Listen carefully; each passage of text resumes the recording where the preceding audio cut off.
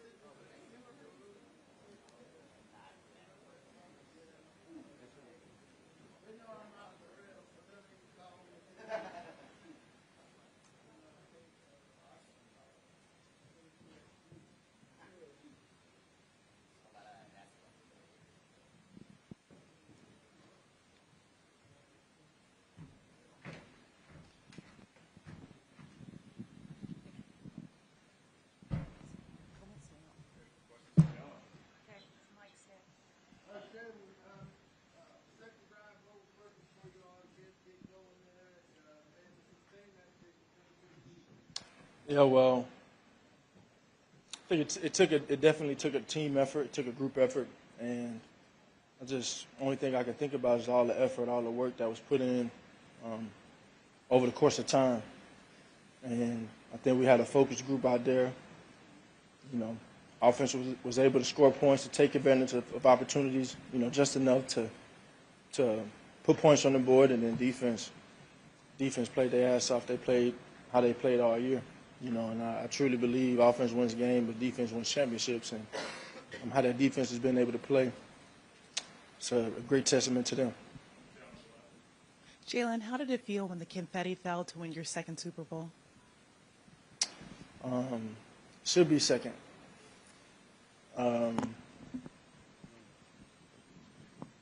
Still processing it. You know, it's been a long journey. It's been a journey of ups and downs and highs and lows, and I've always stayed true to it in the end, and having this vision of just being the best that I can be, and that evolving over time into this desire and this flame inside to win. And you don't do great things without the guys around you. So the effort, the work, always leaning on that, trusting in that, and trusting the process, and staying the course, and sticking to the script.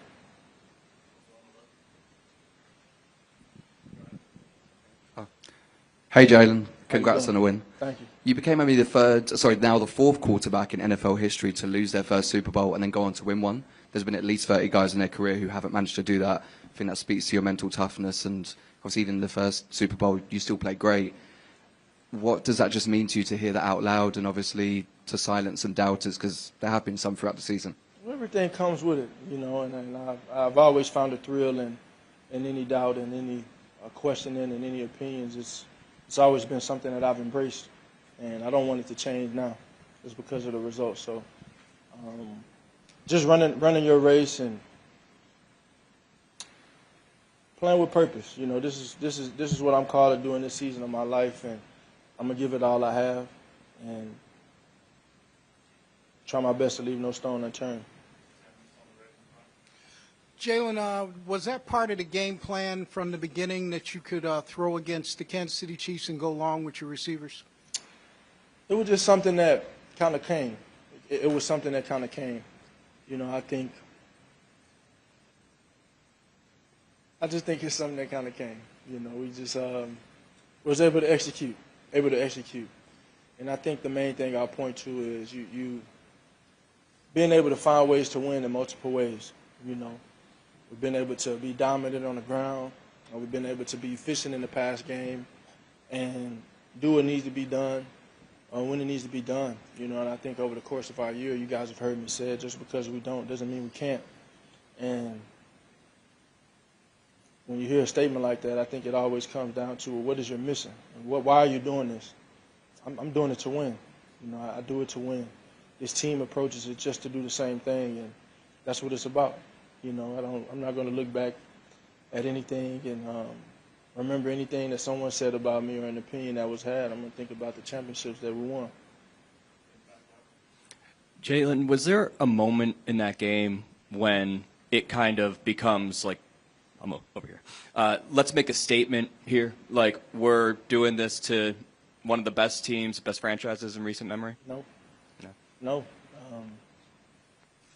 It's about us. It's about us and how we approach things, and it's never getting too high, never getting too low, and just processing it. You know, you got to be able to use these experiences that you've had in the past, because they're all formative for the future. And I think we've been able to do that. I think we've been able to do that. So I give a lot of credit too, man. I think just from a chemistry standpoint, that all those Georgia guys and all the familiarity we have on our team, how the defense plays, they've had that continuity for a very long time, and so I think they've been able to carry that on from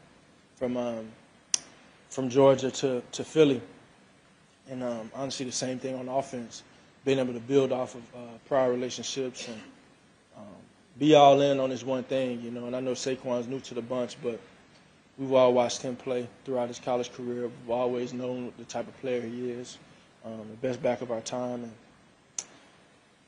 put it all together. Hey, Jalen, David Andrade with Tico Sport. We saw you having a moment with your family after the win. What does it mean to them having this big win for you? We'll see. I mean, I know everyone's excited. Everyone has been there along the journey, too. You know, everyone's been there along the journey.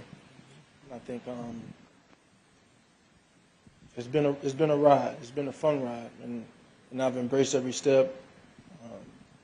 I took great pride in never backing down from a challenge.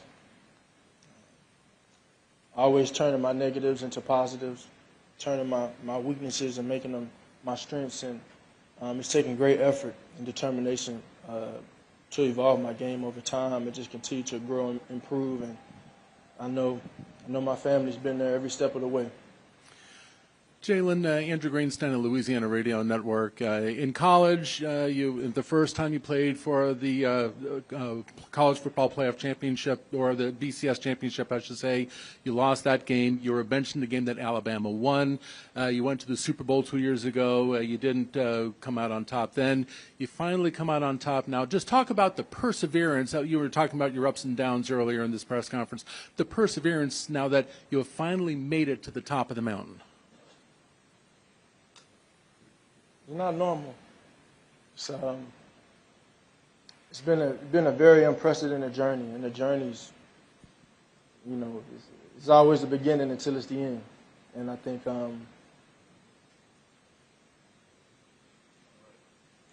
it means a lot. Quantifying all that work over the years, embracing everything, taking every challenge head on, and taking every joy and moment of achievement and success head on as well, and processing them all as one. Hi, Jalen. Congratulations. So your phone screensaver has been you seeing the confetti drop on the Chiefs. You know, and when I think about that wouldn't even post to, you know, I told them I'm going to start. They have their phones out in the team meeting, you know. But are you going to change it now that you have pictures of yourself in the confetti winning? I don't know. Maybe it's something I need to stay there so I can come back here. How important, Jalen, how important was it to jump out to such a commanding lead in the first half against a team that seems to always squeeze out close wins? Well, I think for us, we've been able to win in the multiple of ways, and it was just really about taking it a play at a time. You know, I look back on previous games and in the previous years, and you know, you want to put a high value on finishing, having great focus and finishing. You know, and think about the last time we were in this game. We were up 10 at halftime, and you know, they played a hell of a game to get back into it, and but we wanted to put a high focus on finishing it the right way, and it took a team effort. Vicki Jones with VMH Sports right here. So Patrick Mahomes just said, literally a few minutes ago, he knew you would be back. That's one part, and how you feel about that. And the second part is you spoke of it again, purpose. If you've had a moment to think about it, or if you thought about it beforehand, how has this win added to your purpose? The first being, again, Mahomes, what he knew about you, and how this is added to your purpose. I got a ton of respect for Pat and everything he's been able to accomplish. Always a pleasure competing against him. Utmost respect to him, and I think in the end, you know, things come right on time. And you know, the last time around, it wasn't our time. It wasn't my time. And sometimes you have to accept that you have to wait your turn. You know, and dealing with all the, you know, everything that came with the last Super Bowl, is you still kind of leave it empty a little bit, because as great as a performance was, it wasn't enough to win. And I think going through those emotions and processing those things and processing that experience lit a great flame in me and enhanced my desire to win significantly. And so, ton of respect for Pat, ton of respect for the process and what it takes, because all I can think about is all the work And the purpose never changes. I think your values never change. I think in the end it comes down to how people look at you. I'm gonna always be the same guy. And I was telling someone earlier, I'm that same kid. I'm that same kid that went to the national championship and lost, and went back and got benched and had to transfer and had to go through this just unprecedented journey. And that kid always kept the main thing, and always was true to his vision and what he saw. And it all began with great leadership. Really began with really just doing it the right way, trying to do it the right way and do the right things. And kind of went into a set the example type of thing. And I give a lot of credit to my parents in that. Just putting the type of work ethic in me that they have. And like I said, it's only the beginning until it's the end, and the end ain't coming anytime soon. Thank you.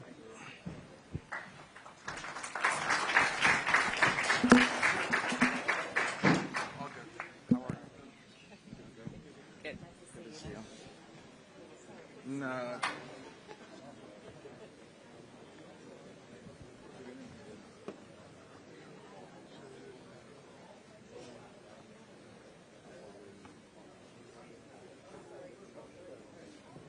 All right, folks, we've got Coach Sirianni here. Coach Sirianni. Hi. Yeah, and Simone. You guys can just pick people and just give me a hand where you are, and I'll locate, and I'll tell Coach where to go. All right, left side, second row. Hi, Coach. Congratulations on an amazing win. This team has been on a tear since the bye week. What had changed from before and after to allow you to get to this level? Yeah, I think we just stuck to our process. I think a lot of things got blown, kind of 2 and 2. The outside world, we just, had an opinion on what was going on and everything there, and we just stuck to our process and got better from it. Did some things a little differently, got better from a couple things. I think at the end of the day, you saw this team embrace adversity throughout the entire year. Now, it's hard to say that when you won 16 out of your last 17, but there was adversity. There's adversity constantly. And I think we did a good job of embracing that, the ups and downs of a season, and getting better from the things that we went through. Middle aisle, second row. Congratulations, Coach. Can you tell us what went through your head in the first drive when the OPIA flag on fourth down was coming without getting fined, maybe? Would you say that one more time? Without getting fined, can you tell us what went through your head? I try to tell myself before every game, the calls have a way of evening themselves out. But sometimes in the heat of the moment, sometimes in the heat of the moment, it's hard to convince yourself of that. And the calls had a way of evening themselves out. And so mad about that at the first, but again, these guys are making split-second decisions, and that was an all-star crew out there. They earned the right to be here too at the Super Bowl, and I thought they did a good job, regardless of what I thought about that one. I wasn't able to see everything. I'm a little biased, and I don't think it should be called, but he had a better view of it, so I'm sure he made the right call there. On behalf of the great people of Alliance, Ohio, congratulations on winning the Super Bowl. What does it mean to you to be the first Mountain Union alum to win the Super Bowl as a head coach? And also, after your Gatorade shower, after the game, you took a moment, looked in the sky, and said thank you. Can you describe that moment for us? Yeah, just all glory to God. He gives us the talents to be in these situations, and blessed our team with talents, blessed myself with the talent to be able to coach football and the opportunity to be able to coach football. So just gratitude right there.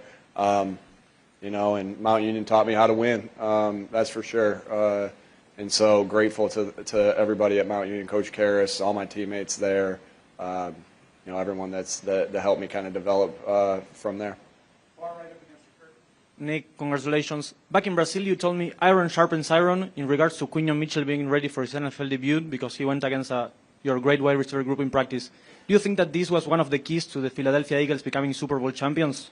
Yeah, I think the key to that point is the intensity at which we practice at.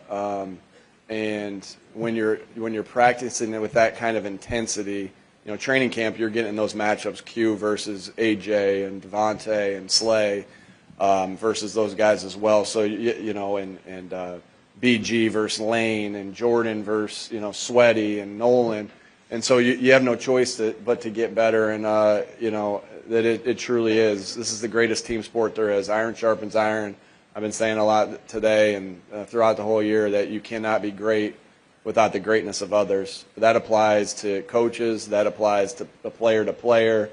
I mean, look at the special year. Saquon, you know, has been a special player his entire career, but he was able to make history this year with the things that he did because of the special talents of the guys up front.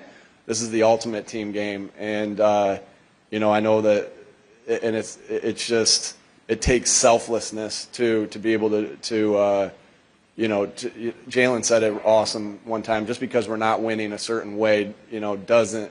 It's crazy. Sometimes we're answering questions on how we win. It's hard to win in this league. It's a struggle every week to win in this league, and it's just because we're not winning a certain way or the way people perceive that we should win doesn't mean we can't. And you know, today we needed you know, the efforts of everybody. So I don't know. I kind of rambled on that question, but you can't. Long story short, you can't be great without the greatness of others. Yeah. Chris Murray, Philadelphia Sunday Sun. Coach Sirianni, how much has Jalen Hurts grown since the last Super Bowl and all the ups and downs he had to deal with last year, and especially after the 2-2 mark that, you know, everybody criticized him for not, you know, for turning the ball over. How much has he grown as a quarterback? Yeah, he just keeps getting better. He knows how to win. He does a great job of being able to block out all the outside noise. I think it's, you know, I find it funny when it's like, you know, well, Jalen is good because he's got a good team around him. Like, that's football. Like, again, you cannot be great without the greatness of others. Like, Jalen can't do it by himself. He needs AJ. He needs that offensive line. He needs Saquon, and vice versa. You know, the reason Saquon has a special year, not only the offensive line, but the attention that Jalen commands for the run game. He's special. Jalen's special. And, you know, the criticism, it just blows my mind because I think he's so special and won so many games and works his butt off and just continues to get better, can block out everything and just focus on the task at hand of getting better, putting yourself positioned to win each week. And he does a great job of that. And he had an unbelievable game today when we needed him to, because when you sell out to stop, you know, we knew how good of a coach and how good of a defense that we were playing today, but when you sell out to stop one thing, another thing opens, and Jalen was able to take advantage of that today. And man, him and this team are world champs forever. Hi, I'm Carlton with BuzzFeed. The halftime score was shocking to a lot of people. Can you tell me what you said when you went into the locker room at halftime? What was the mood like? What was going through your head? How do you keep the guys focused after just coming out like crazy like that? One of the things we talked about, we made sure everyone was resting at first, but one of the main things we talked about is be ready for anything. You know, be ready for for different exotic things. Things that make them be able to try to get back into the game. But one thing that we really focused on and studied a bunch of, you know, we got to protect the way that they can get back into this game is, you know, us going 3 and out on offense, having sacks, having penalties, turning the ball over, and for explosive plays to happen on offense, on their offense, giving up on our defense. And I just thought we did a great job of, you know, handling that. We truly were playing it like, hey, this is the second game. It's 0-0, and if we win this one, we're going to win this game. And the guys were focused. The guys were locked in. It really was evident of the entire week, the entire 2 weeks. I think when we won the NFC Championship game in 2022, there was so much joy. And I don't want to say there wasn't joy. It was just like, all right, this year it was like, all right, let's go. We got to go finish the job now. And I think it was the same attitude at halftime of just locking in, focused, let's go finish the job, and that's what we did.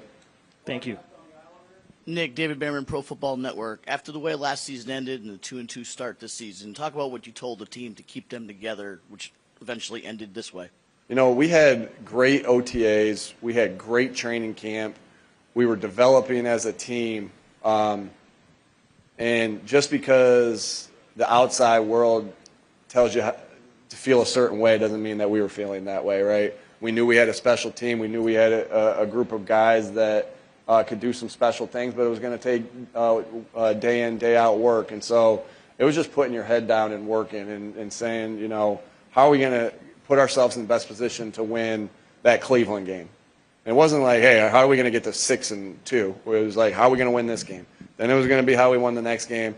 It's boring, but it's truly just trying to get a little bit better each day.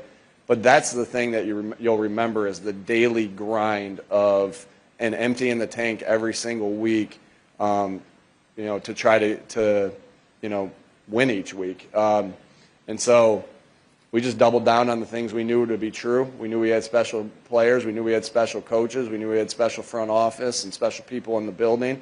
And our goal was to do it together and just stick together and go.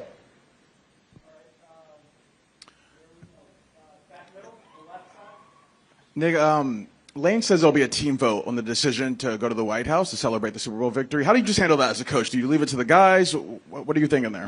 I don't even know. You know, we'll see as we go. We're going to enjoy this tonight, and we'll enjoy it tomorrow. We'll enjoy it the next day. We'll enjoy it. We don't have to get ready for another game, so you know, can't wait to celebrate this with the guys and celebrate this with my family. Takes a lot of people to be in this spot, so. Love this team. Love these guys. Yeah, just a quick one on Vic's contribution to that win. I think that's his first Super Bowl ring in a fairly long career. Yeah. Yeah, he's awesome. And you really, I showed a clip this week of the guys imitating him, and I said, you know, what's that quote? Imitation is a form of flattery. These guys love him because he helps them, you know, reach their goals and reach their dreams and helps them put them in positions to succeed. I think that's where you see a coach and a player develop special relationships is because you can, you know, players have their friend. They don't need buddy. They need us to be their coaches. And that's where I think Vic's special, and you can see how much the guys enjoy him, you know, because he's helping them reach their goals and their dreams. Vic's an outstanding play caller. Brought so much detail to this defense and called great games, you know, developed the coaches, developed the players.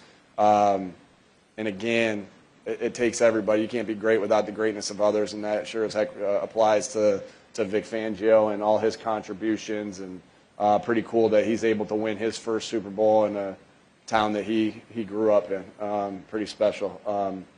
You know, so yeah, he's awesome. I can't say enough good things about him, and I know the players love him, and he's a world champ forever.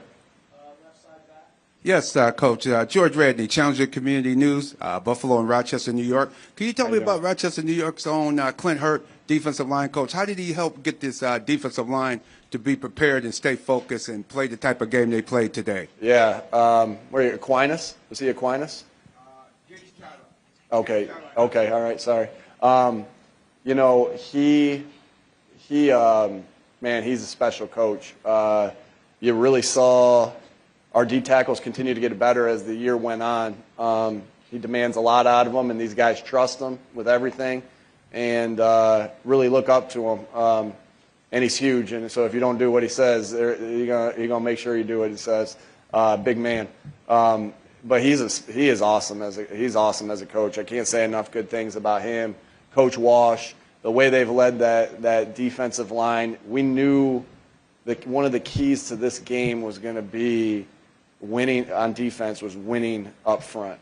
And we were able to do that. Got great contributions from the guys, and Clint did a great job of having him ready to play and ready to play hard and ready to leave everything out there. And so, man, he's a special coach, and it's awesome that he gets that ring that we all have really wanted for a long time. All right, we've got two more What did you make of your defense tonight, and what went into the decision not to blitz Mahomes at all? Yeah, if you look at, we haven't traditionally blitzed a lot. This year, we've been able to get home with our 4-man rush and been able to cover there with the 7 in the back end. We were able to get home today with it as well. Again, we do what we think we need to do to win, not what anybody else thinks we got to do to win. And this was the way we felt like we needed to go about it. That doesn't mean that there wasn't things that you have in that you blitz, but just like I'm sure there were some times there that I'm thinking, hey, should I go for this on 4th down in this scenario? Well, the game flow told me to do something different, right? There's a feel to how things transpire throughout a game. You don't just close your eyes and say, I'm going to do this because this, there's a flow to it. And it's the same thing with calling a game offensively, defensively, game management-wise. You play the flow of the game, and the way it was working, we kept ripping it. Hey, Coach, can you just talk about the fans in the building tonight? It felt like a very pro-Philadelphia crowd. It always is. We travel. Yeah, it was loud. It was loud. You could tell that right at the very beginning. You could see a lot of green out there. But that's not, that feels that is very common for when we go to places, is that our fans have a tendency to, take over the stadium. And because we travel so well, we have such great fans. We needed, I go back to this, we played 4 of our last 5 at home, and then we played 3 playoff games in a row at home. And that's a big reason why we were here, is the energy that our crowd gives us and our fans give us. So, a lot of Eagles fans out there, and we're so appreciative of you guys and how you contribute to this. Again, I've said it a million times tonight. I'll keep saying it. You can't be great without the greatness of others. That applies to our fans as well. All right, that's it. Thanks, folks. Thanks, everybody.